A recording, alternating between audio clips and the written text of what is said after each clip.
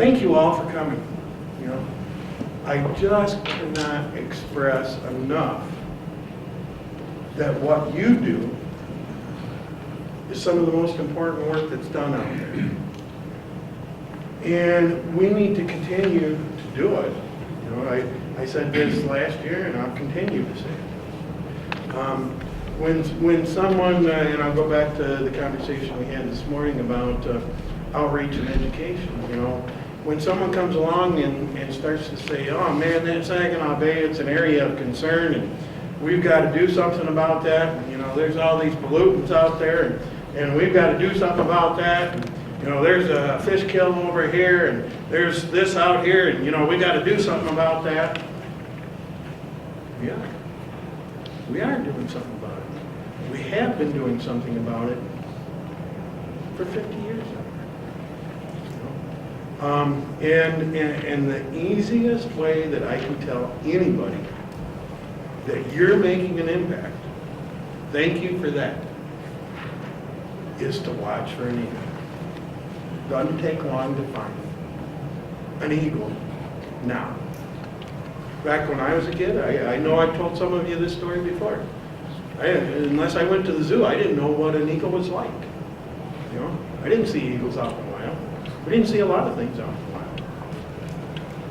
We haven't told anybody recently how much of a reduction there's been in phosphorus in the past 20 years.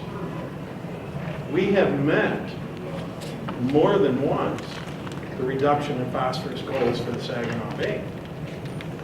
So why do we still have issues? It's for us to figure out. My personal opinion about all this, and this is where I get to tell you what I think, not what somebody else says, is that everything comes in cycles. We don't control anything. We manage resources. We manage the impacts from things. We manage our own lives. Hey, most of you know me in here. I can't control anything in my life. Look at me. You know, I couldn't control what happened to me. It happens. It's part of what you deal with. You know, and each and every one of you in here, you know, in one way or another, has been part of making the Saginaw Bay a better place. And you deserve all the credit. You know, yeah, we've got a partnership for Saginaw Bay watershed representation here. We've got RC&D, we've got land conservancies. There's just so much that goes on out there that it's very, very hard to take on that one specific item, which is outreach to people. We have to get out there and we have to tell people the good things that are going on because they don't know. You know, and that's a continual battle. That's not something we're going to be able to solve this year, next year. You know, managing resources is something that we do on a daily basis. Whether it's remembering to turn off the light at home. Did you do that, Don? Yes, I did. You know, or it's you know, not letting a car warm up as much, or you know, going out and doing the type of work that you do. Conservation, you know, takes on many, many forms. One of the forms, you know, that we work with mostly is the land and water interface. You know, what impacts does the land have on the water? Can anybody in here tell me if soil erosion occurs on a farm field, how long it takes that sediment which is displaced to impact water quality? Interesting, isn't it? Something we don't know. Something I don't know after 30 years. Because let me remind you that we need sediment in systems to make them healthy.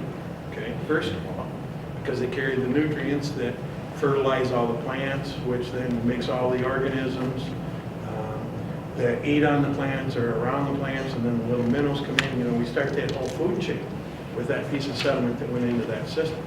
It's when they get, when we get too much and it starts to impact the quality of life that people have. And that's really when you hear about it, is when it's impacting someone. If it's not impacting someone, you don't hear about it. But the minute that it impacts someone, we're going to be out, taking a look at it for them and trying to give them some recommendations and trying to solve those problems.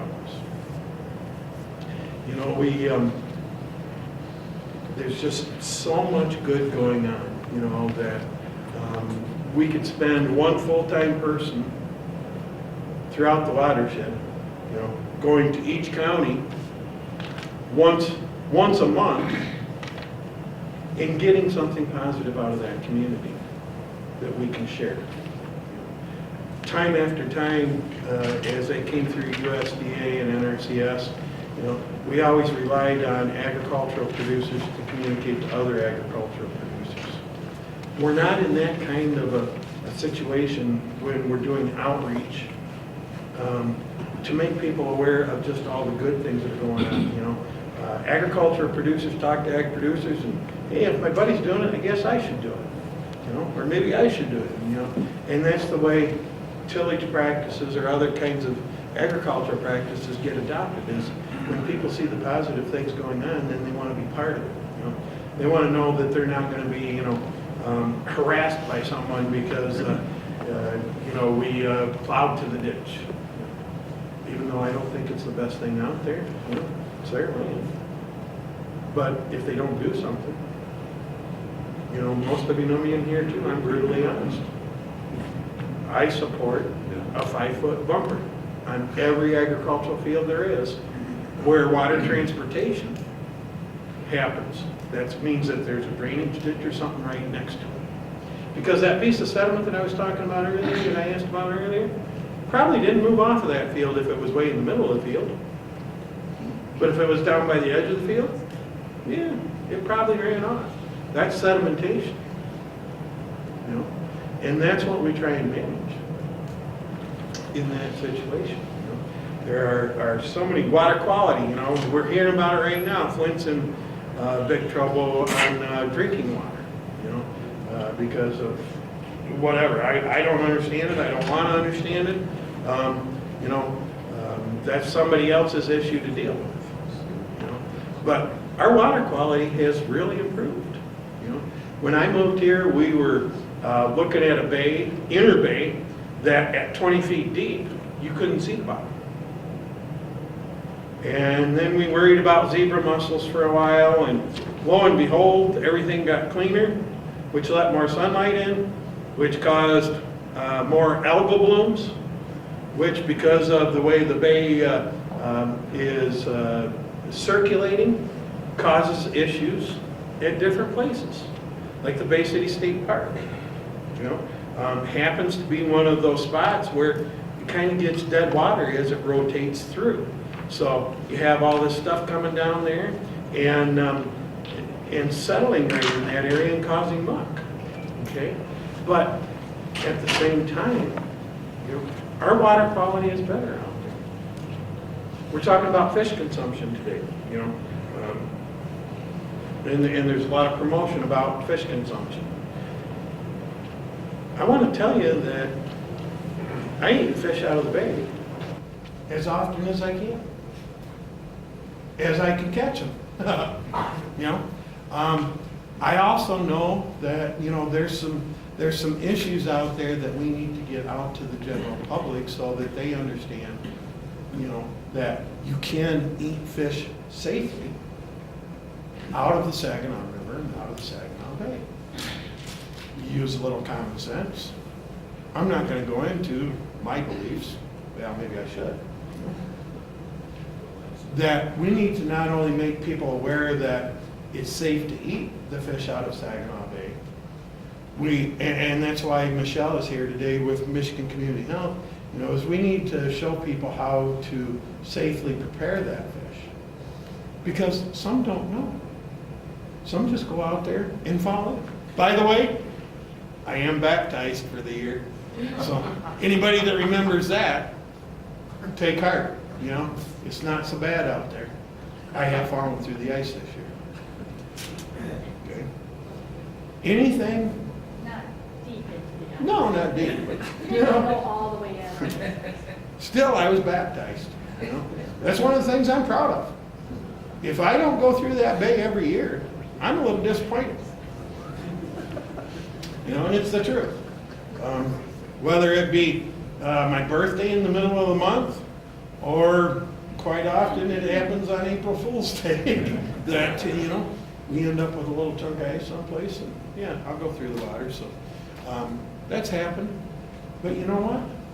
It's good out there. And we gotta tell people about that, constantly. Because you know what they're reinforced? At 6 o'clock and 6:30 every night? Bad, bad, bad, bad, bad. Bad, bad, bad, bad, bad. I ain't gonna go into what's bad, you know? Because I could spend all my time in that, and that's not what I'm about. I'm about the good that you've heard about so far today. I'm about the good that's gonna happen. You know, we've talked about some of the things that are gonna happen, you know, some of the grants that are coming through.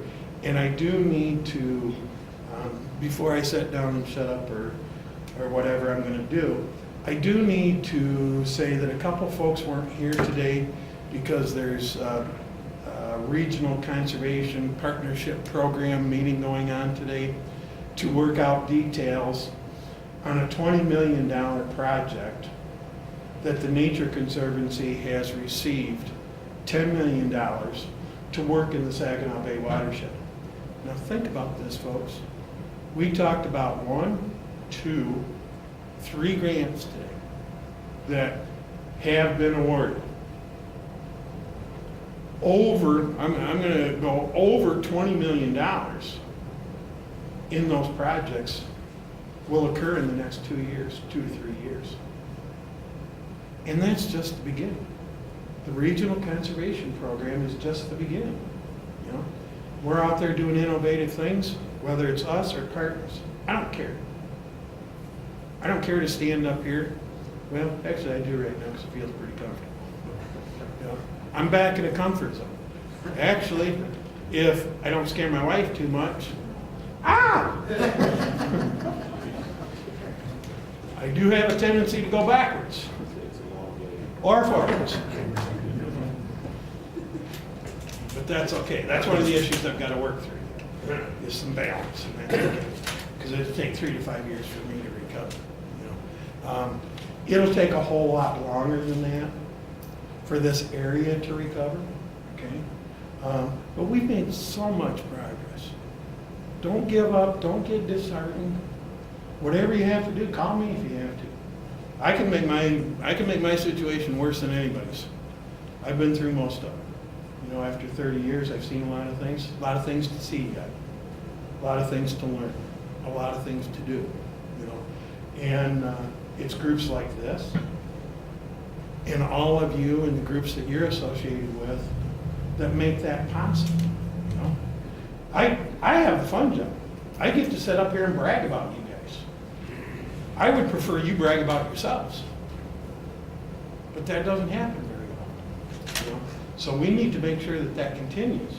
And that's where groups like the Partnership for Saginaw Bay Watershed come in. They have to hear your voice so they know what they're doing from a public advisory council standpoint. You know, what's important?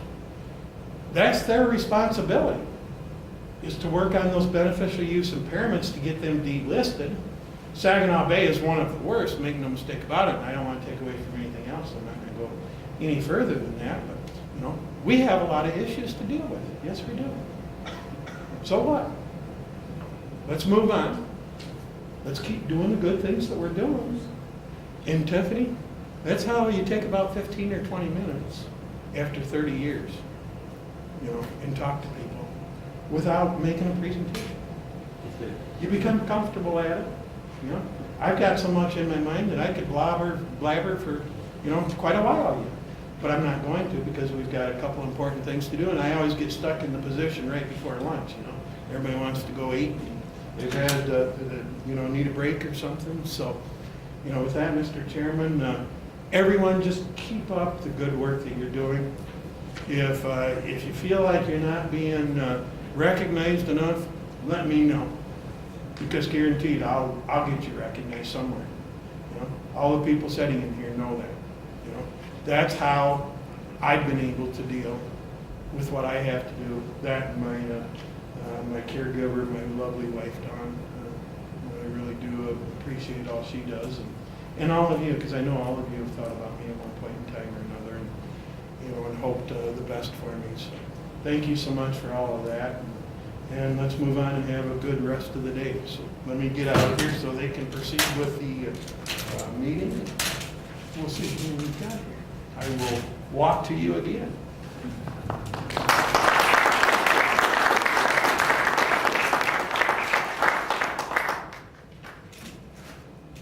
can go about 200 feet before I have to sit down. So I'm not going that far. Don't worry, I'll just go. Okay.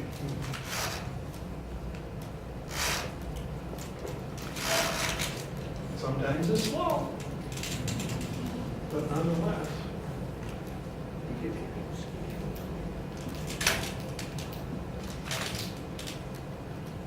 Okay, I'd like to just say a couple things here.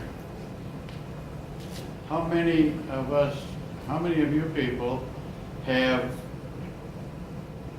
gone to County Board of Commissioners meetings and volunteered information or presented information about our project, what you were involved in, what we're involved in, and tried to influence them to support your efforts? Because that's the only way we're going to get the word out, is to go there, stand on their toes, push them over backwards till you get their attention that we want some more board members we've got 5 people on the board of directors. We're all getting older and a little less able to navigate and do the things that we want to do. So we need more support. So if you can influence your county commissioners, and there's 15 counties in this Saginaw Bay RC&D that have dedicated themselves 20-some years ago and voted on it, that they would be participating members of this group. There are, at the present time, none of the county commissioners, as far as I know, here today, and none of them are on our board for the RC&D. Tim Haggerty used to be on Aranet County's board. Now he's our conservation chairman of the board. So he is involved. But this is what we need. Right now we have an election for secretary. Rick Rockwell's been our secretary since Hector was a pup. I've actually been gone before. Hector died already before you got here? No, he didn't last your whole term. Anyway, us old dogs are still thankful that Rick is around because he gets a lot of the paperwork. He argues with the IRS and the federal government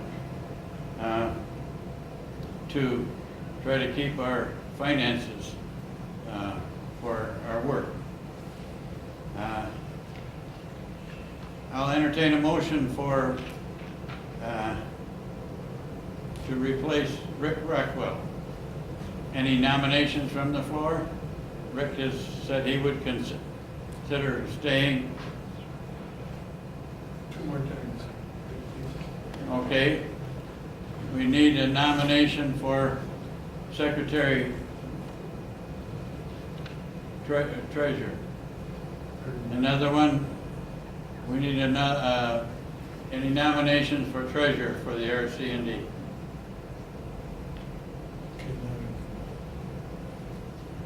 Okay. I'd like a motion now for Rick Rockwell's election. Close the nominations. Close the nominations on the floor.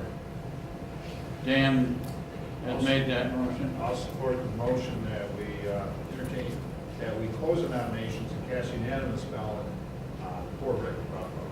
Okay, Dan has made a motion to close the nomination, vote for a unanimous vote for Rick Rockwell for treasurer. All in favor, say aye. Any opposed? Seeing no opposed, motion passed. Thank you, Rick. Stay healthy. Keep your mind active. We'll now adjourn the Saginaw Bay RC&D annual meeting at 11:45, 11:46, something like that. We're gonna make sure we have the award nominees here and the lunch is set up. Lunch, when it is set up, is gonna be right outside here on these two tables out this door. We'll go out this door and around to grab your meal and then come back in here. And as the nominees arrive, we will take care of the award presentations. Thank you, everyone, again. We can, well, I know I've got one here, I don't see Sheila.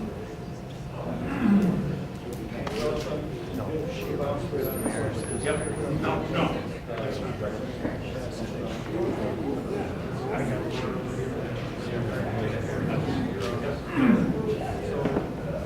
As soon as this award presentation has been taken care of, we will adjourn for lunch. Just waiting on Sheila. Yeah, she's not here. No, your husband's right there at work. Oh, up there? And I think what I'm gonna do, where do you want them? Where do you want them? This way? Okay. That's where it's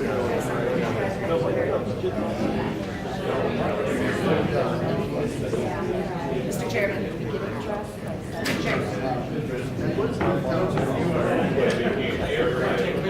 Okay, this is the one we're gonna give you first, okay? You have your sheet.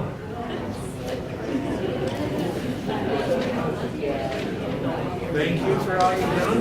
Hey, thank you. Appreciate it. Use it. All right, that's nice to hear. Certainly get a lot of people. All right.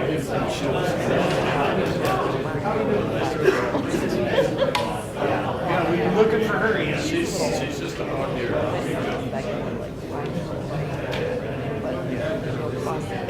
We could go ahead and, Jim, which one is he?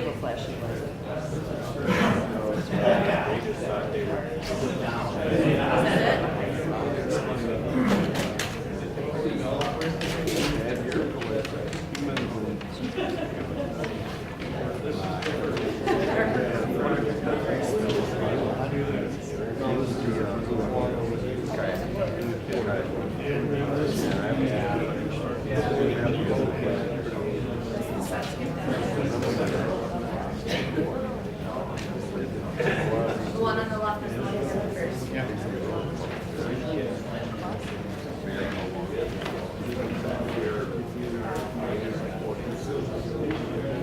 Okay, could I have your attention again, please?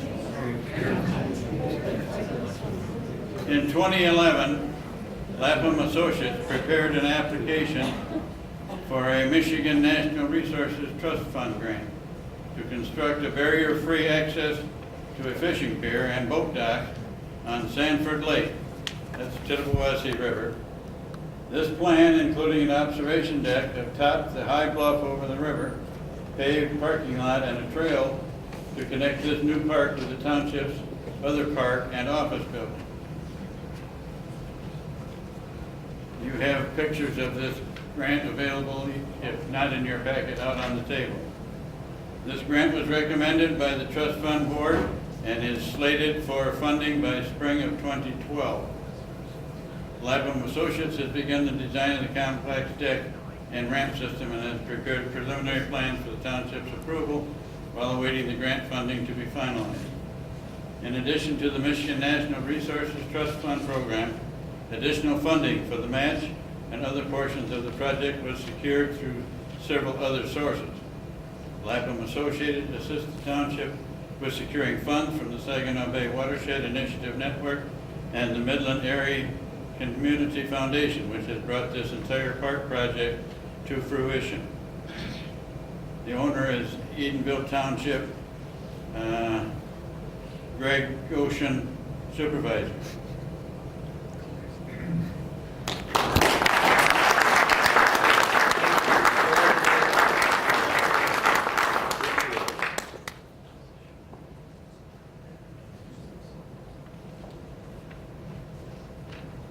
Okay, I'd just thank like you. to say a couple of words, if I could.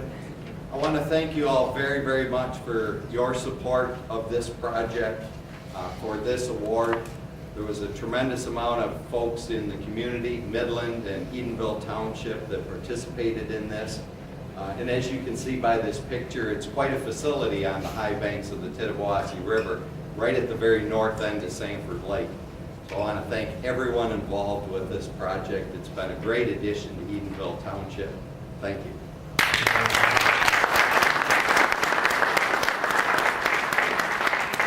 And it works very nicely. I have used it to gain access to the Tittabawassies.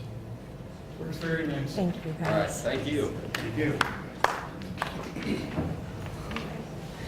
We're waiting for Sheila. our other recipient to get here.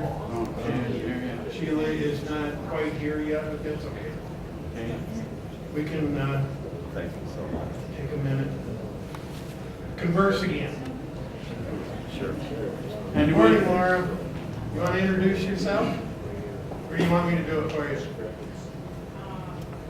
You have to introduce yourself, where you're from, in one project that is recreation oriented and has conservation.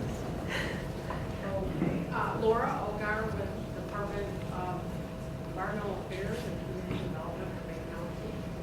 I also facilitate the Saginaw Bay Coastal Initiative. One project of recreation, I would say, fairly recently completed the Saginaw Bay Coastal Blueways Trail map that shows public access sites for kayaking, canoe access, just general access, whether it's winter or summer access. Copies of those are outside on the table. That has certainly a recreational component. It was for the Bay County and Aranet County shoreline. It was a huge gap in the Michigan water trail system, so we're very pleased with that. We had a lot of different partners, Aranet, as well as Bay County and Saginaw County. We did include the major rivers, and so that conservation, certainly you have to appreciate the resource. You have to get up, get wet, get into it, and in order to really value those resources. And so it really does lead to where it's at. So thank you very much. I'm gonna put a name tag on it. Like a name tag, so you know. Okay, our next award recipient has not arrived just yet. Are we doing Tiffany lunch? I haven't set up out there yet. If you'd like to converse a few minutes here, Tiff will see if the lunch has been set up. We may have to wait till after lunch for the next presentation. Turned silver over the years. When we go to the barber, we get less gray hair. A lot of things that we started and partnered in Saginaw Bay have spread in a number of ways. Vegetative filter strips along the water courses ended up being a federal program that started otherwise, I believe. We also did some no and low till. Some of your first no-till drills, I remember signing checks to soil districts throughout the region that we received a federal grant for, and low tillage, minimum tillage or no tillage is wider practice throughout the United States as well as in our basin. We did some plots for wildlife early. Dry hydrants. Dry fire hydrants we kind of stole from other RC&Ds. Jim is probably one of the foremost stream bank restoration experts in the Midwest now, who's still active. We did a couple of other things, abandoned well and oil well closures. Before there was the fertilizer program, meat technicians, and those programs. We piloted, we found some owners, even board members. We went to a board member's place once and he told us how deep the well was. The guy that came to plug it came with a scientific tool to measure the depth of the well. He had a plumb bob on the end of bailing twine. He said, well, it's 70 foot deep. Guy dropped the string and he came out and says, well, how do you measure coming back? And they zigzagged it back and forth together and measured and found out it was 140 foot deep. He says, wow. They were going to close, and he said, by the way, what are you going to do with the well that's next to it down there? Because there had been two former wells, and that one was 60-something deep. So I didn't even know the owner that he had two abandoned wells in the same pit. We pulled pipe that was ash rods, metal things next to it out of where windmills were, because you remember every 40 acres had a farm at one time. I think we're like the guy that says there's so little done, so much to do. And Tiffany, are you telling us lunch is ready, or? It's getting close. It's getting put on the table. It's getting put on the table, so I got to talk for a minute or two, something that's useful. But a lot of things we pioneered in one way or another with our programs. They got different names than what we started out with sometimes. But it's, don't be afraid. There's something else that came up today nobody really mentioned. Every one of your communities has a community foundation serving it, either a county or a branch of another. Gladwin, Clare, and Aranac have branches of others. And the others, you have community foundations. Go to those executive directors and see what they can do for your project. Go with ideas. They'll find something. They're there to serve you. There's local committees. Frankenmuth. You've done a great job. You have a community foundation of your own over there. I was pleased to hear that things were happening on the Cass River for 20-some years. I've heard that's going to be our next target. I'm glad we've got the target bullseye on it now. And I think we've got some other targets out there to look at, the Chippewa. And thank you for all the agencies that have been partners over the years and will continue to be partners. And I guess, Dick, that I said too much. I maybe stalled long enough. No, Huh? that's okay. Well, you can break up. I think that's good. Yes, thank you. Our Saginaw Bay RC&D has obtained funding over the past couple of years, and they have made this video, which is on our website, of the Cass River. Now, my understanding, we also have received how much money for redoing 3 sites? $20,000?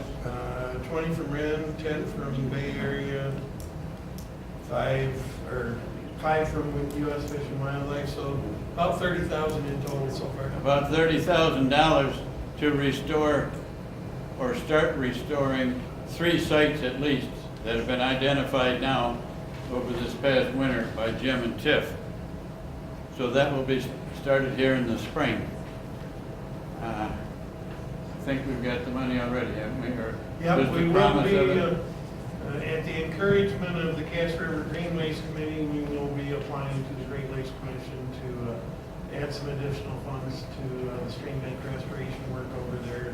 We're gonna talk about it in a minute, but that all is in coordination with the Frankenmuth Dam being rebuilt. So it isn't gonna take very long, and here she comes. Yay! Everybody stand up! Yay!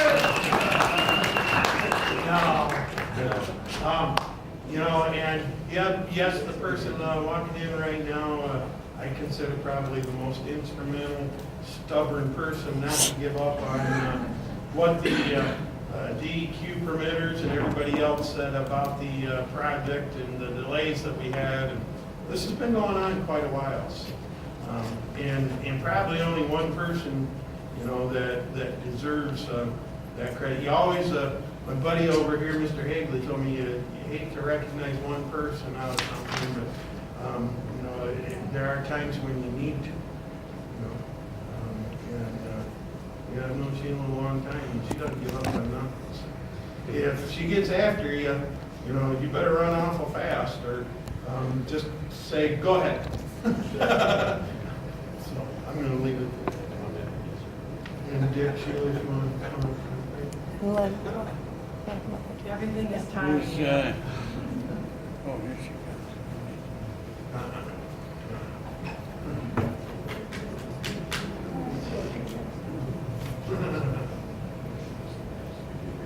Over here, young lady, please. Get in the camera's view here. I'm Dick Dell, Chairman. Nice to meet you. RC&D Board. Lynn Stamaris, nice to meet you. Here's my Lynn. hand. Oh, okay. They must have told him to come up. I'm having knee surgery tomorrow because I've been running. Well, if you're like all good husbands, you cannot forget how to kneel at your wife's side for Anything. her reward. Okay, I know I don't kneel at church, but I have been known to beg for forgiveness at times. Okay, Frankenmuth Fish Passage Project History, Bob Zellinger. 2003, the Partnership for Saginaw Bay Watershed hired public sector consultants to study alternatives for enhancing fish passage over dams to help achieve sustainable fish population goals in the Saginaw Bay. 315 dams were identified in the Saginaw Bay watershed. Here by the gift shop, no, by the cookies. Rick says by the cookies. 112 will be the area of concern update from 1:15 to 2. And then Saginaw Bay Coastal Initiative from 2:15 to 3. And then the other two breakouts will be upstairs. If you need to use the elevator, the doors that we came in right over here, the elevator's right in the middle of. Preserving your land wealth and ensuring your legacy is going to be in room 214. Invasive species management will be in 214 from 2:15 to 3. From 1 to 2, or 1:15 to 2, the Caucawan River watershed will be in room 223. And from 2:15 to 2:23, excuse me, will be the water trails with Mr. Starkweather. Any other questions on where we're going from here? Everyone have a great day. We'll try and catch up with you by the end of the day. And please stay for the partnership meeting if you want to hear about what they're doing at 3 o'clock. I'm not quite sure where they're going to be. Very good. I'll send you my card. Anyway, they say that an expert is someone who is talking about something and he's over 100 miles away from his home. Well, I'm only half that way, so I'll only be a half expert. John Riley here is the real expert, and he's from the DEQ office of the Great Lakes, and he will provide an update on the area of concern along with some insight from the Partnership for Saginaw Bay Watershed, which serves as the PAC for the Saginaw River/Bay Area of Concern. Thank you very much, John, for being with us today, and we'll throw the meeting to you. Absolutely. Thank you, Dick. Thank you all for coming this afternoon. In reality, I'm going to talk for just a few minutes. I'm going to give you a very brief overview of the area of concern. I'm not going to get lost in all the details. There's a ton of details that go along with it. But just kind of spend about half the time talking about the area of concern, and then I'm going to hand it over to Brad Hill to talk a little bit more specifically about the Partnership for the Saginaw Bay Watershed, which serves as the Public Advisory Council for the area of concern, and that's a really important part. The Areas of Concern program is it's locally driven, right? So it's really important for us to have local partners that are really involved and very engaged because they drive the process of restoration. It's the community members that know what's needed better than it is the state or the feds. And cool thing happened when I got my little pointer out. It works as a pointer. Yeah, well, it did. It does. But the little part that you put in there that makes it advance the slides was missing. So one of my colleagues the last time around didn't make that in there. I forgot to check, so it's on me. Just here's a quick overview of what I'm going to talk about. Like I said, I'm just going to run through real quick, take about 15 minutes or something like that. Please stop me if you have questions along the way. I've been working in the AOC program for about 6 years, and I work on Saginaw River and Bay, the Kalamazoo River, Manistee River, and St. Mary's River. And so, I can easily get caught up in all kinds of things that I know about, but maybe you don't necessarily care about. So I encourage you, if you have questions, to stop me and let me know what you really want to know about. But these are the kind of things I'm going to run through right here in a general overview, in a nutshell. Our program is guided by the Great Lakes Water Quality Agreement, which is an international agreement between the United States and Canada. It was signed, I think, originally in 1978, and there were revisions made in 1987, and again in 2012. So this is the 2012 version that's the cover, and kind of just talks about, lays out the beneficial use impairments, which define the area of concern, and sort of some of the goals of the program, which I'm going to talk about a little bit. Throughout the United States and Canada, there used to be 43 areas of concern, some of which are shared binationally. St. Mary's River, St. Clair River, Detroit River are all held by both countries. If you'll notice the stars, Canada has delisted 3 areas of concern. The United States is up to 4 delisted now. In 2014, we delisted White Lake and the Deer Lake areas of concern. This is a program that's been going on since about 85, 87. And so these are huge victories. It doesn't happen very often. And so we're really happy and proud of that. And we want to continue that level of momentum and keep that going.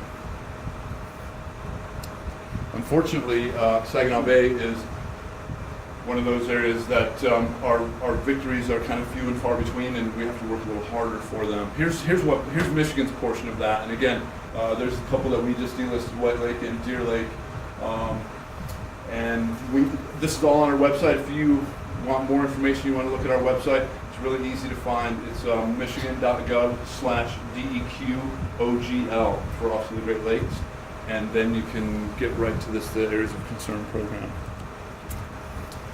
And then there's the Saginaw Bay area of concern. It includes the Saginaw River from the confluence with Tittawawassee and all the way down to the bay. And it's the orange area there, which is a little bit different than the Superfund site. And which I would like to sort of do a little bit of a comparison, because I think it helps. People are very familiar with the Superfund process, but it's very different than the Areas of Concern process. Areas of Concern program is a non-regulatory program. So we don't have any legal leverage to force anybody to do anything. Ours is a very cooperative program. My role is to coordinate federal, state, and local resources to try to get some of the on-the-ground projects implemented and the cleanups done. But I don't have any legal authority. I don't have any leverage. There's no hammer for our program. And so that's why it's about partnerships, and that's why it's really important that it's locally driven.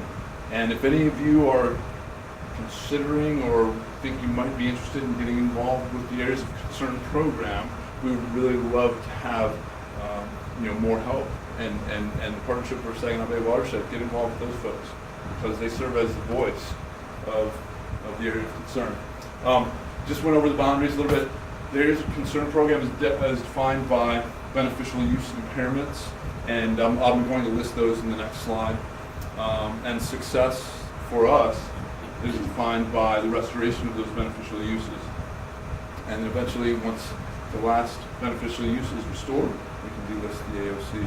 In contrast, the Superfund program is a regulatory program. It's a legal process, a lot of legal wrangling. It's spent a lot of time with lawyers and courts and all those kind of things, and consent agreements and all that kind of stuff. The boundaries of the two programs overlap a little bit. Superfund site includes the Tittawawassee River for 24 miles, plus the Saginaw River and parts of the bay and the floodplain. For the area of concern, it's just the water body itself, and doesn't extend into the floodplain. That's defined by contaminants, and success is removal of those contaminants. So these are the use impairments. There are 14 possible that are defined by the Water Quality Agreement, and Saginaw River and Bay had 12 originally. Well, To date, we've been able to remove 3 of these, and that means we've got our work cut out for us for the other 9. And I'm not going to get into this is where all the minutia of the program lies, right here, and what the criteria are for removing those impairments or restoring them, and knowing when you're done, how clean is clean enough. And there's been and will continue to be incredible debates over the level of cleanliness, if you will, and how you know when you've accomplished enough and how much habitat is enough, and what the appropriate level of restored fish populations consists of. Currently, the state we've gone back and we are reassessing. We've come up with some new criteria for dredging, for beach closings, and for dredging, beach closings, and what's the other one we're working on right now? Oh, eutrophication right now. And so we've been internally working on that a little bit, and we're going to roll that out and share that with the statewide Public Advisory Council, which is an association of all of the areas of concern public advisory councils. They all send a representative to the statewide Public Advisory Council. So there's some consistency in how we apply the program across the state. Any questions so far? Everybody okay? Good. So I just want to go over the roles of each of the main players in the program. EPA, honestly, EPA, they hold the purse strings, right? The Areas of Concern program really didn't have a lot of resources dedicated to it over the first 20 to 25 years, and so progress was slow and very incremental until we got the Great Lakes Restoration Initiative came around in 2010. Then all of a sudden, there's all this federal money.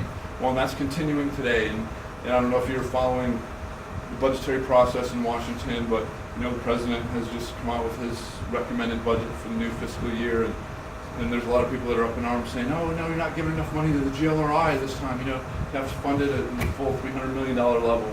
Well, we've gotten a lot done over the last 5 years through the GLRI.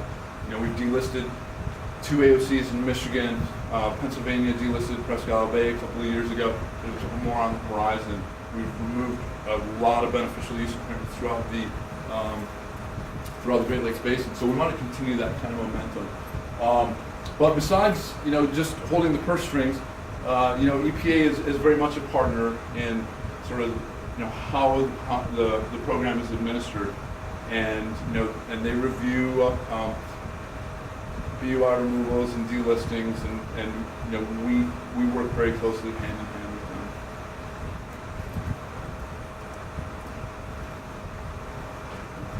State of Michigan, our role is we're the primary implementers of the program here in the state, and so we develop the restoration criteria in consultation with the local Public Advisory Council and the statewide Public Advisory Council. We try to do everything in a very open, kind of public, cooperative process, and we welcome involvement. And I want to make the pitch again. If any of you are considering getting involved, please, we'd love to have you. The more the merrier. There's a lot of different interests and sometimes competing interests in this program, but it's really important that we kind of bring everybody to the table and everybody gets a chance to weigh in, because we really feel like we get better results that way. It's not always as easy. Sometimes it takes longer, but we think it's worth it. We write the remedial action plans, draft the documentation, and we also pass on some of that federal funding that we get from EPA to support the activities of the local Public Advisory Council, which includes the Partnership for Saginaw Bay Watershed. And then the role of the partnership is to advocate for local interests, to drive the process, represent the people in the communities. They assist in the development of criteria, identify projects, tell us what needs to be done, right? Because I work in Lansing, right? I'm not a member of this community. It's a big community, but it's huge too. And so we can't possibly know. And so it's really important. Can't stress it enough, it's a locally driven program. And if there's not a lot of engagement and activity at the local level, a lot of desire to get stuff done, then stuff doesn't get done. But if we've got some powerhouse advocates at the local level that are really trying to get things done, then then that helps the process. So more projects will get done, more funding will come to the area, and we'll get places faster. They also engage as a member of the statewide Public Advisory Council. Every year we also do we have a legislative breakfast in Lansing where we make sure that representatives of the local Public Advisory Council get a chance to meet some of the legislators from their areas if they don't already know them. And we talk about, we do a little bit of education, educate those folks on priorities of theirs and concerns of theirs. And that's pretty much all I have. That's a general overview. I didn't want to get into the weeds on things, but maybe, do you have any questions? Feel free to contact me at any time if you have questions, if you want to get involved, that kind of thing. There's my contact information. Yes, Katie? So have there been DLI projects funded in the Saginaw AOC in the past? Well, I think the Frankenmuth Dam project probably, isn't that JLRI money? I don't believe the dam is. The dam, I think, was Army Corps money before GLRI, but there's been gazillions of dollars in the Saginaw Bay region How much? from GLRI. I know. Gazillions. I know within the watershed. Yes, Yeah. very technical. I know about some of the funding that's happened in the watershed. Well, right now, you got over $1 million on the Cock Holland. Okay. And you have about $2 million on the Pigeon. You've You got, have tens of millions of dollars in this kind of an experiment that the NRCS is doing down in the Right. Swartz Creek, So Curzon they're Creek more the watershed, tributaries the feeding river. into the bay versus the bay Yeah, itself. phosphorus reduction to Saginaw Bay, and the NRCS is, one of the goals of the Great Lakes Restoration Initiative Action Plan is to increase conservation on the land for farmers and try to get more farmers involved in reducing phosphorus loading. And so they came down to Genesee County. Well, I'm on the board of directors of Genesee Conservation District.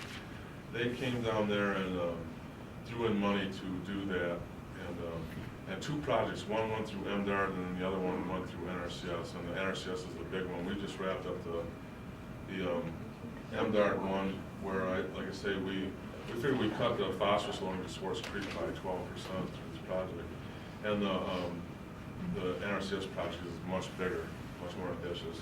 And we got the USGS also doing monitoring to see how well this works. They're monitoring water coming off farm fields before the conservation practices are put in and after, and water coming out of the farm tiles. And they're also monitoring water in the receiving streams.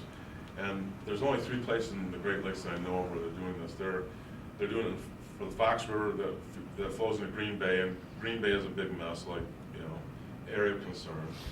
Similar to Saginaw Bay, and then they're doing it in Saginaw Bay, and in Saginaw Bay they're doing it down on the Curzon and Swartz Creek watersheds, and then they're doing it for Maumee Bay, which we've heard a lot about recently with their drinking water problems, and so they're trying this in these 3 big problem areas in the Great Lakes, and so there's even more money.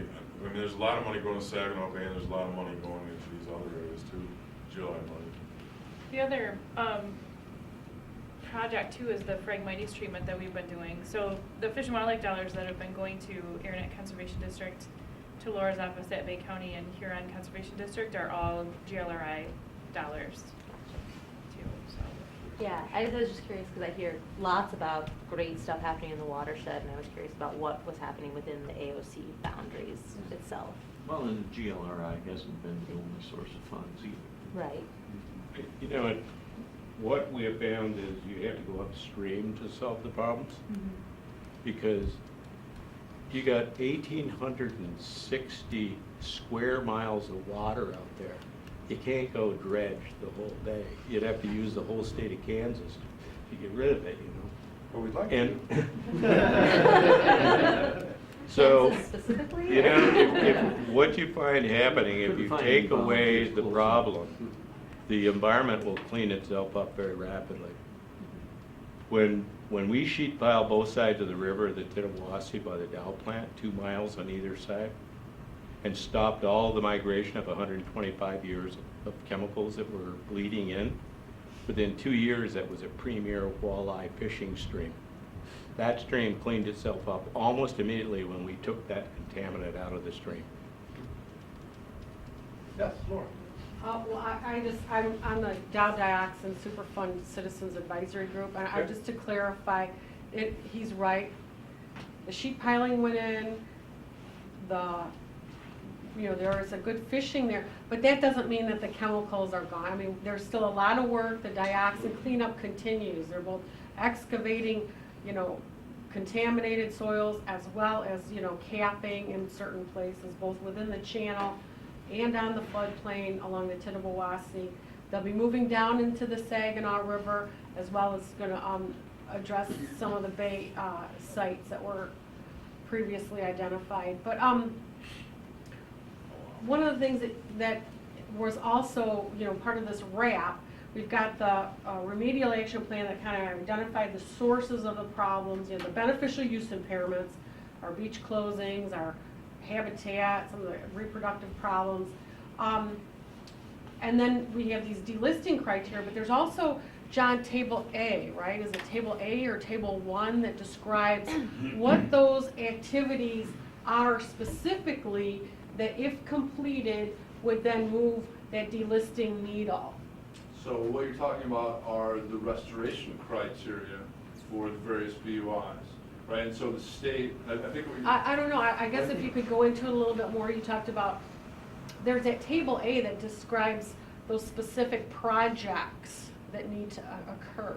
And that's listed in our The table Yeah, in the wrap. so the Partnership for Saginaw Bay Watershed a few years ago, through a very public and involved process, with a technical committee, right, has gone through this process a number of times. In 2000, year 2000, criteria were developed, right? Yeah, And but then in 2008, criteria were developed, and in 10, and also in 12. And so the last set of criteria do include a number of projects, and part of that, so for restoring the fish and wildlife habitat and habitat and populations, they went together, right? And so I'm sorry, go ahead.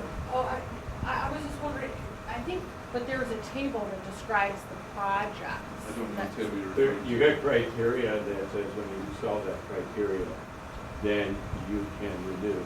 But to get that criteria solved, there's a half a dozen projects And that's that table. will pull out a contaminant, or it will change a negative aspect that is causing the criteria not to be met.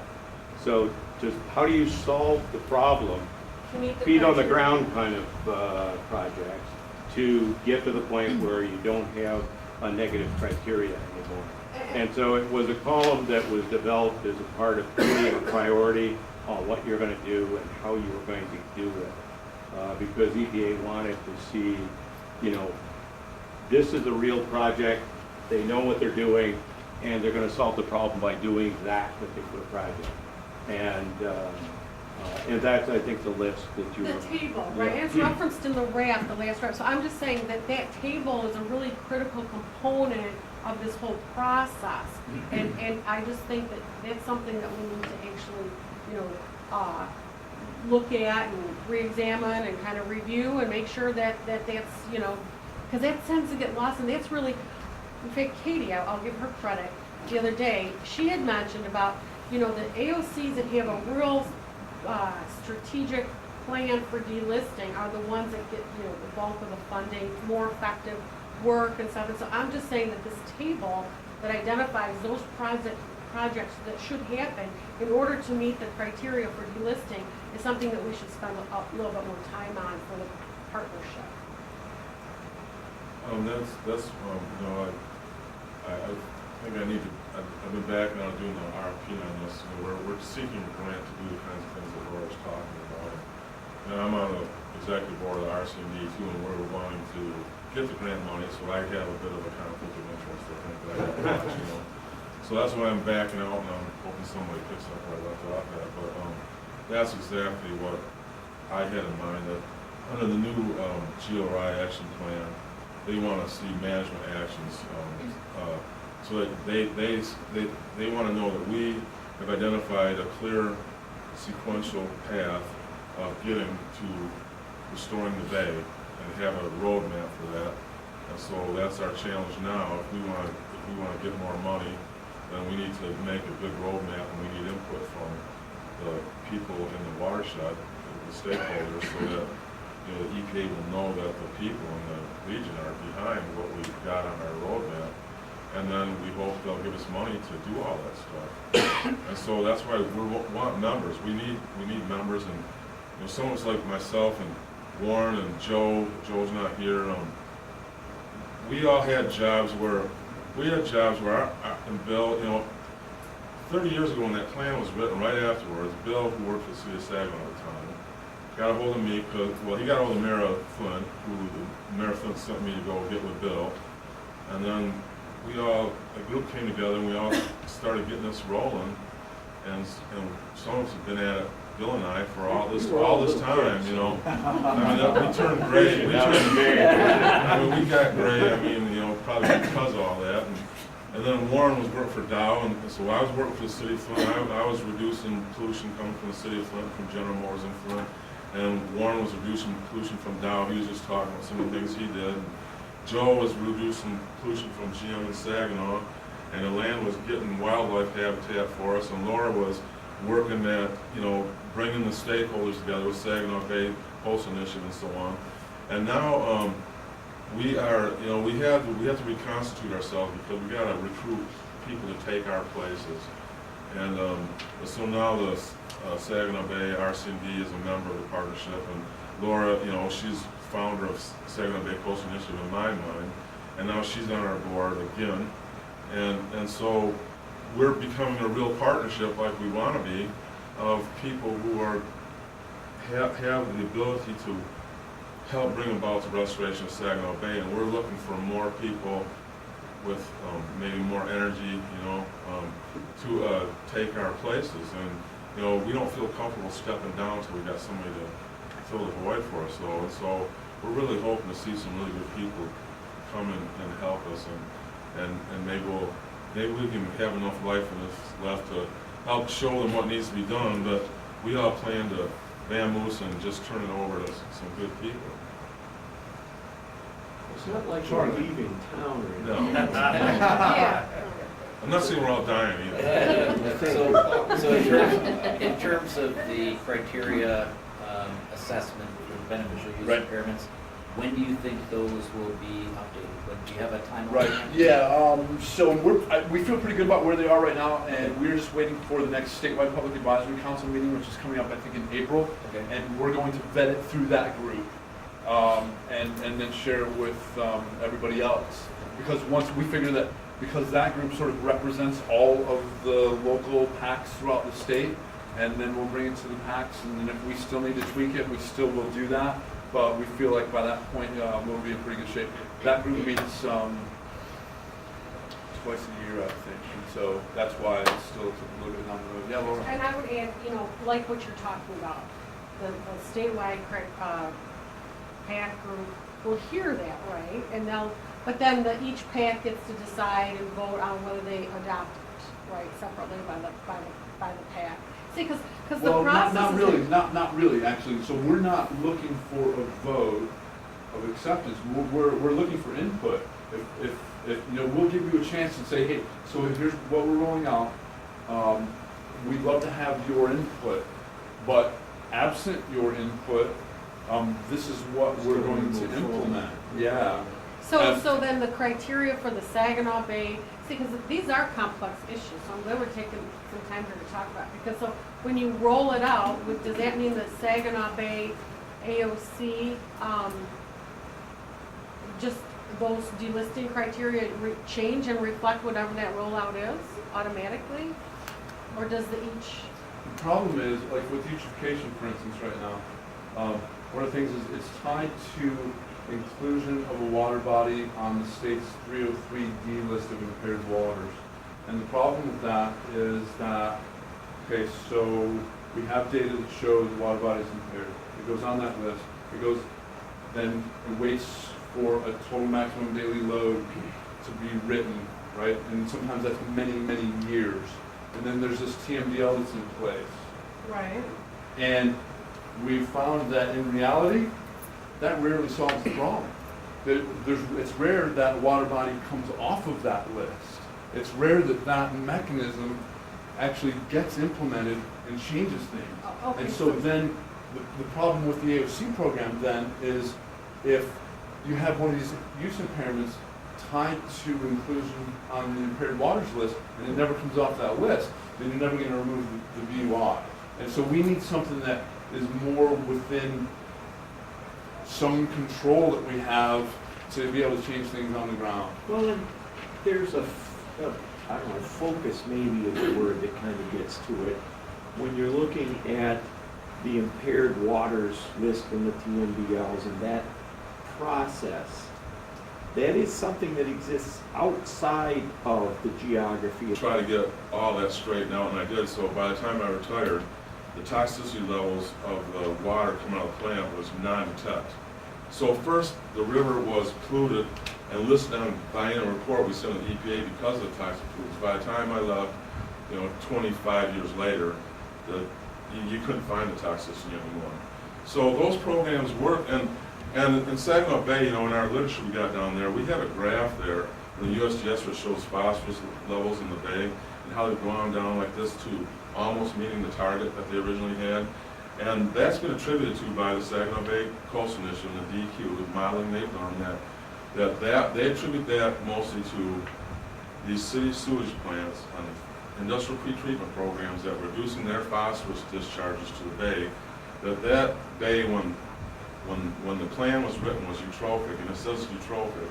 Now we're trying to figure out what it really is, because after the huge phosphorus lowering reduction from the point sources, that it's probably mesotrophic today. That's from the data we have. And so it looks like that really worked. But now the next step is, what do you do about the non-point source pollution that comes from scattered sources, from farm fields? Whenever I don't want to bash the farmers, I'm a conservation district director, I'm with them. But I'm also an environmental scientist. Whenever you clear the ground, you're exposing that ground to the rain. And if you're not covering that rain is going to wash that soil off that field with whatever is on that soil. So that's BOD, sediment, plant nutrients, pesticides, toxic insecticides, toxic herbicides. And so that's the next step, is reducing those pollutants. And that's where we need to take the watershed approach to that. So that's why we put in our bylaws to clarify, we are the PAC for implementing the remedial action plan. We are a watershed stakeholder organization, so we can step up and do all the rest of it. And after the remedial action plan is implemented, we want a pristine bay. We can keep going because we're a watershed organization for all you guys. And we're going to lead the charge in doing all the rest of the work. And what I'd like to see is there's a Lake Huron management plan developed by the DEQ. There's no management plan for Saginaw Bay. In my dreams, I'd like to see a management plan for Saginaw Bay so that when the remedial action plan is done, we got another plan. We're not done. We got another plan to solve all them other problems that are still going to be out there. And we want all you guys to join us because we need the Army. If you want to have political influence, you got to have a whole bunch of voices. So all the people we can get, the better. Yeah, Michelle. Can you tell us how we can join you? Yeah, downstairs. Downstairs we got forms down there. Yeah, at our table that I put together. I mean, do you guys have? Oh, and then we have a website. And I know you have a Facebook page now, right? Yeah. Which I'm trying to look up and I can't get to. It's But I'm thinking just email notifications or meeting notifications, that kind of stuff. Do you have to be a member in order to get that information? No, I've been sending it out. I got a list with, I think it's 150 some people and organizations. They're mostly people with organizations and conservation districts and state agencies and U.S. agencies and what have you.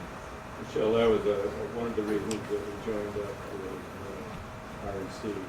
Right. Because they had a in-house staff that could provide some of that function. We think that's going to be helpful. I think the other thing that you should point out, Brad, is in the right-hand corner there's an outline of what the actual watershed is The one is the AOC footprint, but the size of the watershed is that whole area there. That's what drains into the bay. And how many square miles? That's 8,900 square miles, isn't it? I don't know. Of landmass? But there's, 4 really big watersheds there. The Flint River watershed, the Cass River watershed, the Tittawassee watershed, the Shiawassee watershed. And those are some of the biggest watersheds in Michigan alone. All Yeah. 6 counties and parts of 16. Right, and then, the Cass and the Cucullin is also there. But going to Michelle's, question, how do you join the partnership? Which is something I struggled with for how long, only 10 years.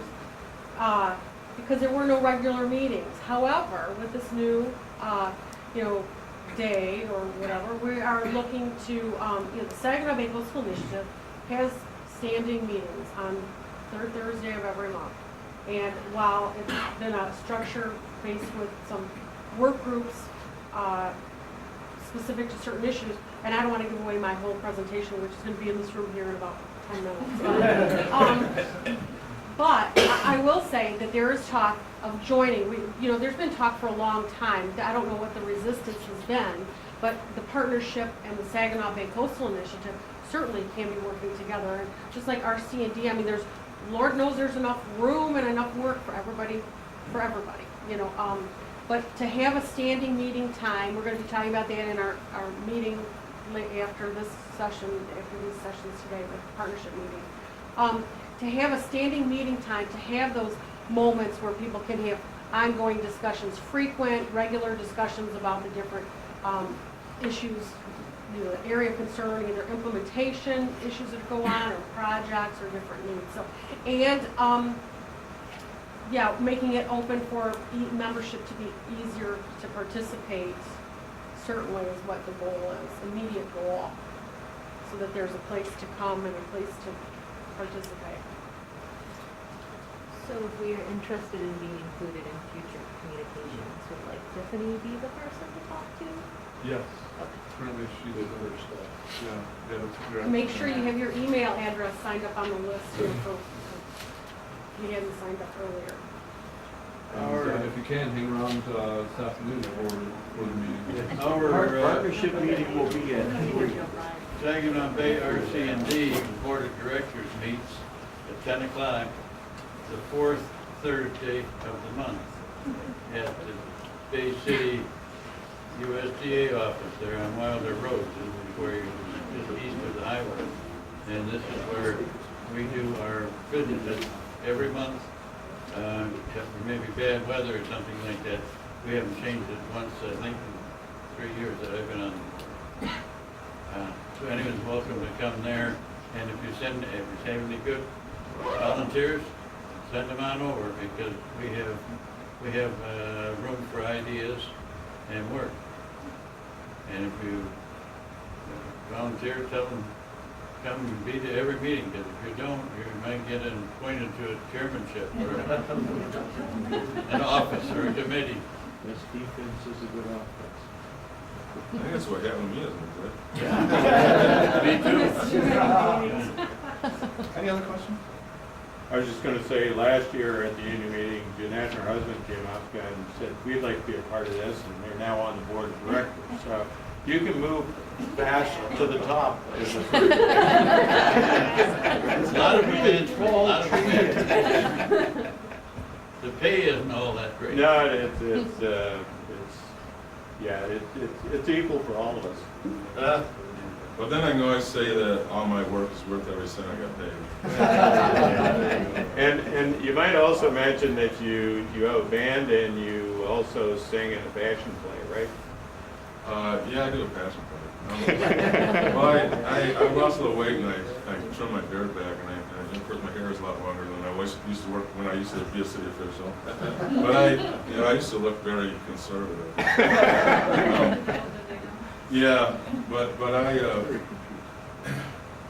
So I looked at myself in the mirror after I shaved my beard, and I thought, I look more like Jesus than the guy playing Jesus. So I'm way too old, and then guess what part I'm playing? I'm playing the brother of Jesus this year.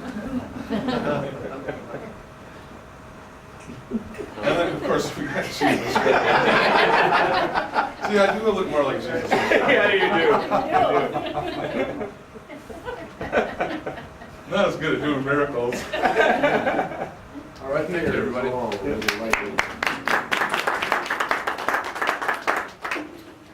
Initiative and highlight the successes that are realized when small groups of dedicated people decide to make changes in their community. Thank you, thank you. As you heard Tiffany, I am Laura Ogar. I'm the Director of Environmental Affairs and Community Development with Bay County. I have been with Bay County for 13 years, and I have a work plan here for the Saginaw Bay Coastal Initiative. If folks, some of you may have heard the last session about the partnership for Saginaw Bay. To kind of give some perspective, the Saginaw Bay Partnership, like John had described it, kind of come online back in the late 90s. In about 2006 time period, the DEQ actually approached Bay County to look towards having a little bit more activity towards encouraging some of these both projects that can help move towards delisting, do a little bit better communication about what needs to be done to improve the bay. So they did ask us to help pull together some public dialogue sessions, and we started the Saginaw Bay Coastal Initiative. The Saginaw Bay, this slide, I like this slide even though it's a really poor quality slide, in particular because the Saginaw Bay, you can see the slide is fairly familiar from folks who see space satellite imagery, and you see the Earth, and yet in all of these satellites, I mean, you can't really pick out, oh, is this Kansas or Tennessee or Nebraska, but the Michigan's Mitt and the Saginaw Bay are distinctive features from the moon, from space, and yet our Saginaw Bay, we've had such problems with access, even to be able to see visual access on land here in nearby communities. It's tough to see the bay. When we looked at some of the primary issues that we wanted to deal with for Saginaw Bay Coastal Initiative from the communities around the bay, which would be Iosco, Aranac, Bay County, Tuscola, Huron County, Saginaw County, and Midland counties, access to the bay was a primary concern. I have this up here because John had the slide as well. Saginaw Bay and Saginaw River, we've had some significant environmental challenges. I kind of summarize these here. This slide you've probably all seen in your course of your work and course of doing business. These plumes that we can are evident. And it's interesting, this particular slide is interesting because typically what we've always heard and what, back from the 60s when the U.S. Geological Survey first started doing some tracking of the water currents, Saginaw Bay tends to run in a counterclockwise current.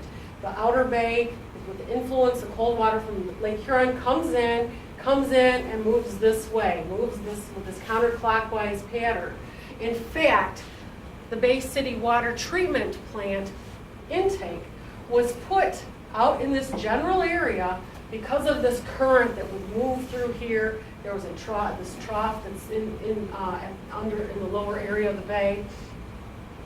And yet, because it's a shallow system, because of high winds that dramatically affect, you've all seen as well, whether it's on the shoreline or in the mouth of the river, Saginaw River, when it's blowing south, this thing can get full, it fills up with water, 2 feet of water, you can see it.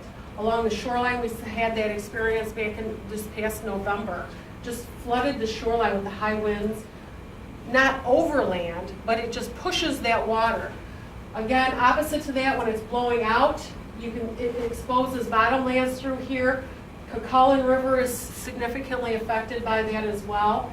But it also, the wind and the low water levels can also impact this this trend in the water patterns here. And instead of moving in a counterclockwise fashion, you can see what happens here. These are moving almost in a clockwise fashion. And that's what's happened. This comes through here, and you can see our, we are getting a new water intake, by the way. We are moving north into the outer Saginaw Bay area. But these plumes, you know, sedimentation has been a primary problem in the Saginaw Bay area since it was first identified, you know, as an area of concern in the 70s. And sometimes it kind of takes some real thinking to realize about what are the problems associated with sedimentation. Both the habitat loss, the filling of these nearshore areas, which are typically your highly productive ecosystem nursery areas for your aquatic life and fish nurseries. But it also carries the nutrients out here into the bay. It's affected our fish spawning reefs that, lo and behold, are in this area, as well as out in this here, with sedimentation. And it's caused that some benthic disruption as far as once the stuff settles down with the phosphorus, just the changing of a sand, gravel type substrate to more of a algal muck type base in a lot of these areas. One thing I'll say about the nutrients and sedimentation, which was kind of an eye-opener for me just in the last probably 3 to 4 years. Soil conservation districts have really kind of come, you know, really been promoting the fact that that over 80% of the sedimentation and the erosion that happens in this area is actually from wind-blown erosion. Who knew that? I didn't know that, and yet recently I've gone back into the old original 1970 RAP documents, and sure enough, you know, it was right there. They're pretty substantial documents. But so some of these plumes, even though I've always assumed they're water-based plumes, that you can see some of these satellite imagery, some of them could also be wind-blown erosion and wind-blown plumes, because it is a part of the problem. High bacteria levels. Beach closings was the problem, and so it's not just public wastewater plants, but septics, manure storage, land spreading, any of those bacteria waste storage areas were identified as a source, and then contaminated sediments from industry. Okay, that was the background. So SBCI, we have met from 2006. You've seen a copy of this work plan that we've put together. This is kind of one of our latest versions. You'll see on this gray panel kind of the priorities that we identified. Just generally what SBCI, we knew we needed to talk about Saginaw Bay and get a collaborative group effort together. We knew tourism and recreation was a problem that we needed to focus on because our beaches were closed. Our Visitor and Convention Bureau told us straight out, we cannot promote this area as a Great Lakes coastal community when our beaches are constantly closed. We're not going to draw people here and to have a beach closing because of bacteria. So tourism, recreation was an issue. Beaches and wetlands, we knew that with the muck, access, and regulatory improvement. So these were kind of the major headings in this gray bar. Habitat, we worked with Habitat. I'm going to focus generally on the successes that we've had. We form work groups as SBCI, Habitat. That's what we do. The SBCI is a collaborative. It's not a 501c3. Many of you are associated with 501c3s. We didn't want to compete. We don't want to take your $25 membership away from you. All we want to do is focus on the ground projects and underground solutions that will move the mark for delisting. You can call it delisting under that framework, but for us, these problems, the beach closings, the habitat problems, the deformities, those were affecting our economy. Those were affecting how we all used our resources ourselves, much less had any visitors. So they were affecting our economy.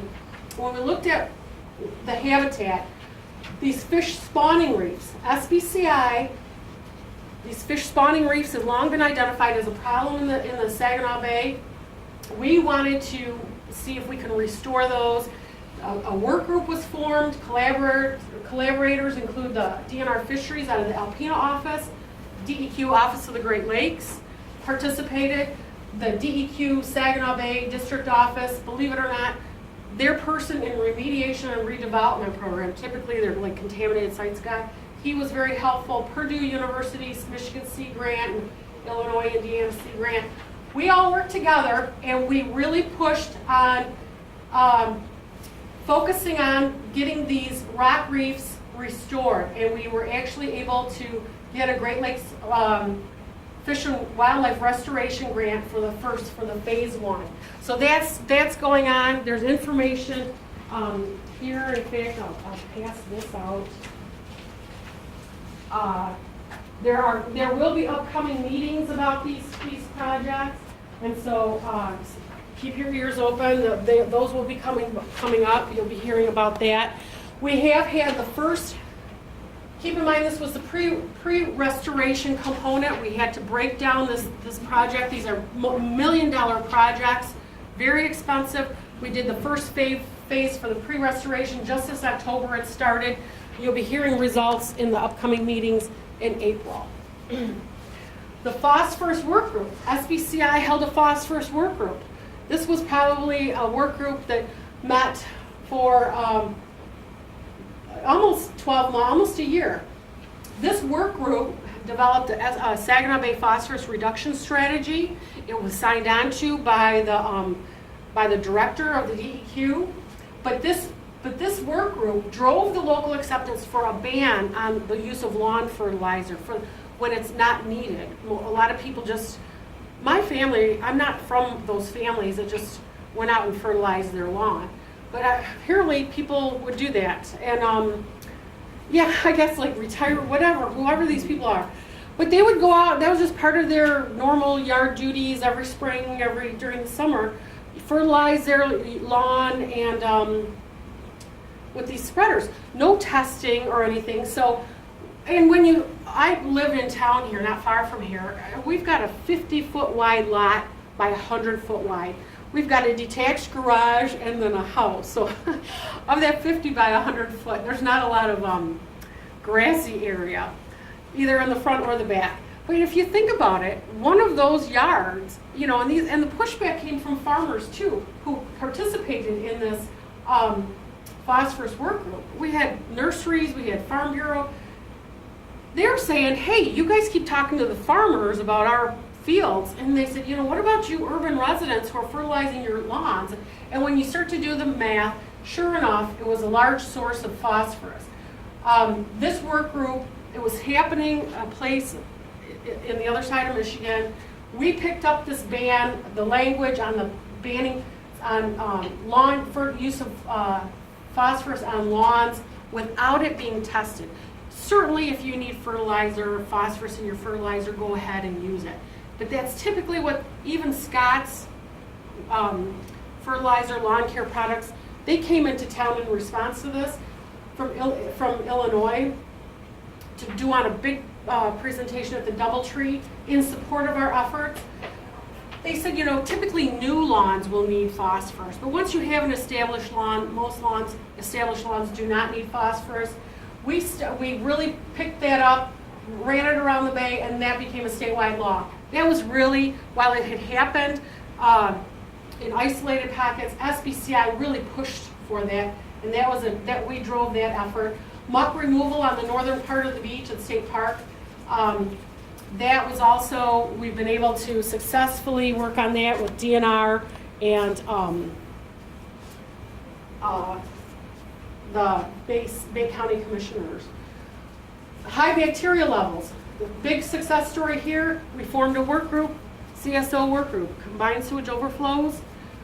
We had, this work group met for a long time, reviewed the actual discharge data. How many of you've heard of the CSOs, the combined sewage overflows? Everybody, everywhere thinks it's just all sewage running into our river. And typically, that's where it was happening, right? City of Bay City, Saginaw, you hear it rains in Saginaw and it dumps in Bay City. And what we were finding, and Greg can attest to that, when we were working with our coastal communities around the bay, folks in Huron County or Tuscola or up in the northern Bay County area, when they were out working with their farmers to keep the cows out of the drains, they're like, don't talk to me about this situation when you got 12 million gallons of sewage dumping in the river on every rainfall. So what we did is we had heard that there was all these upgrades that had happened. Quite honestly, it was a real surprise. These retention treatment basins that have been installed in the city of Saginaw, 11 of them in Saginaw, 5 of them in Bay City, they do capture these peak flows during a storm event of wastewater that would otherwise go into the river, and they actually receive primary treatment and they receive secondary treatment for bacteria. That's high quality treatment. Phosphorus is not removed in this process, but bacteria is chlorinated and then it's sampled. We were able to, using data, show that these are not just sewage going out here. We are in the process of doing an educational component to kind of get that word out there and promote the fact that these RTVs are in place. We're hoping to get some partnership funding for that. We actually, as a result of this effort, DEQ's wastewater program changed their reporting form. And if you think that's not an easy thing to do, to get the state to change a reporting form of how these things are reported, this is not glamorous stuff. But this is the bureaucracy. This is where the rubber meets the road and the pen versus the paper. This is where it happens, where you make these changes, where we had spent over $7 million in these treatment basins in the city of Saginaw, city of Bay City, and yet every time it rained, we were still having to report the sewage overflows. That's doing a disservice to all of us for our improvements that we've made, for us ratepayers that we pay. What are we paying for when it's just going out into the river? We had a lot of collaborators on that. WIN, Saginaw Bay WIN, as well as fishermen, property owners. Very high quality of discharge in those RTVs. We formed a septic work group. We developed a regional septic code between Tuscola, Huron County Health Departments, Central Michigan, and the Bay County Health Departments. We have a draft regional septic code pending. Only state in the union that doesn't have a regional septic code, statewide septic code, but we're going to do it on a regional basis, move that forward so that we can have some consistency. We launched a septic revolving loan fund, and we funded it to have, again, knocking out these sources of bacteria. And in fact, we've replaced 7 systems. 6 of those systems are on the Cucaulin, and I have to tell you, in the last year and a half, the water quality, the bacteria levels on the Cucaulin have gone down. These weren't just any old systems. These were systems that were actually within 500 feet of the Cucaulin. Again, health department collaborators, the community foundations, contaminated sediments, I'm not going to spend a lot of time on. We covered that earlier in John's, about the Dow dioxin and some of the cleanup there. But as far as SBCI, we do participate on that. We make sure that we're involved in making sure that we're tracking progress and that they understand that we're watching them as well. Tourism and access. A lot of this, Jim Hergott was instrumental in doing the My Great Bay website. We've got the Blue Ways Trail map that you've seen, the Recreation Bay Shore. We have a new lakefront access, not just a study, but this looked at how can we improve access along the State Park beach in the shoreline. This is important because this is like the only public shoreline access we have around the 130 miles of inner Saginaw Bay. It's huge. It's a public shoreline area, almost a mile of shoreline frontage. There's a lot we can be doing with that. We do finally now have DNR buy-off and agreement about a strategy for what we can do to increase visibility, have some activity, paddle boarding rentals, that type of stuff down there. That was a big, possibly a pier in the future. Other accomplishments of talking about, there was a, Bay County got a water treatment plant demolished. Huron County had gotten some infrastructural type of funding through the fact that we're working together. We let DNR, DEQ know that this is a voice, we're speaking in a single voice. We were able to get a lot of our long-term infrastructure type problem areas remedied. We worked with Ducks Unlimited to identify the high-value coastal wetlands. That disc, that mapping effort that was done probably 5 years ago now, serves as the basis for wetlands when we're looking at restoration, either acquisition or looking for restoration. This mapping effort is still utilized today.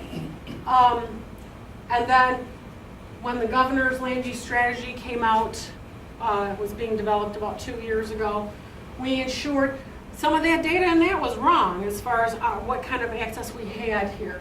So this was some of the things we were able to get some of the mapping items changed and then have a little bit more accuracy to show how limited access we really have here on the Saginaw Bay. So that's my final slide. That's obviously not what we have, but it's something we're working towards. We've turned for decades, people have turned their back on this bay, saying, hey, it's dirty, it's got problems.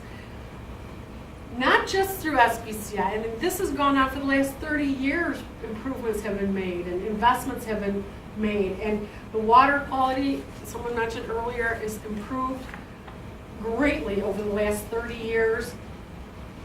We no longer want to just keep that in our backyard and not look at it, but we want to provide access. We want to get out and enjoy it. The Blue Ways Trail is a testament to that. Anyway, again, these were not high, glamorous, multi-million-dollar projects, but this is the grunt work of where success and where change actually occurs. And so again, partnership, SBCI, we urge you to join us third Thursdays.